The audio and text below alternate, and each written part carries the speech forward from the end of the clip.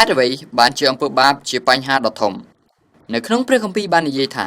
អំពើបាបគឺស្មើនឹងសេចក្តីស្លាប់តើវាមានន័យថានៅពេលដែលយើងប្រព្រឹត្តអំពើបាបតើព្រះជាម្ចាស់នឹងបាញ់យើងនឹងរន្ទះឲ្យខ្លោចដូចជាធ្យូងមែនដែរឬទេ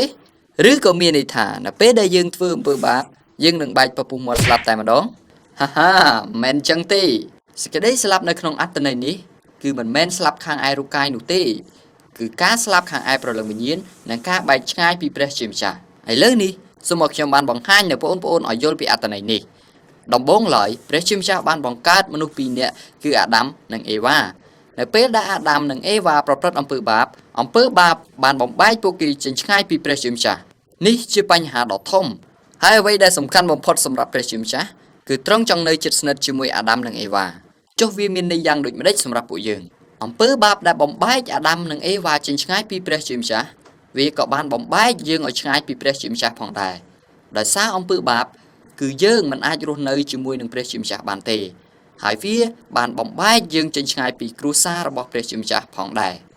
ប៉ុន្តែខ្ញុំមានដំណឹងល្អមួយព្រះជាម្ចាស់បានមានផែនការមកជួយសង្គ្រោះពួកយើងឲ្យចេញឆ្ងាយពីបញ្ហាដ៏ធំមួយនេះប៉ុន្តែដើម្បីយកឈ្នះអំពើបាបនេះទ្រង់ត្រូវយកឈ្នះសេចក្តីស្លាប់ជាមុនសិន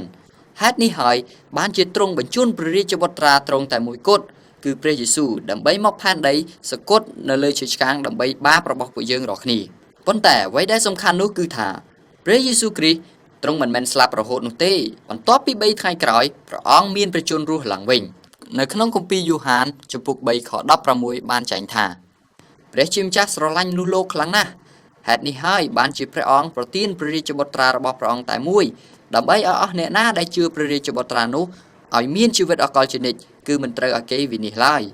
សំណួរសួរថាតើយើងត្រូវធ្វើដូចម្តេចឲ្យរួចពីបាប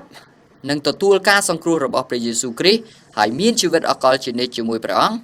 ដូចនេះសូមស្វាគមន៍មកកាន់វគ្គអំពើបាបនិងការសង្គ្រោះ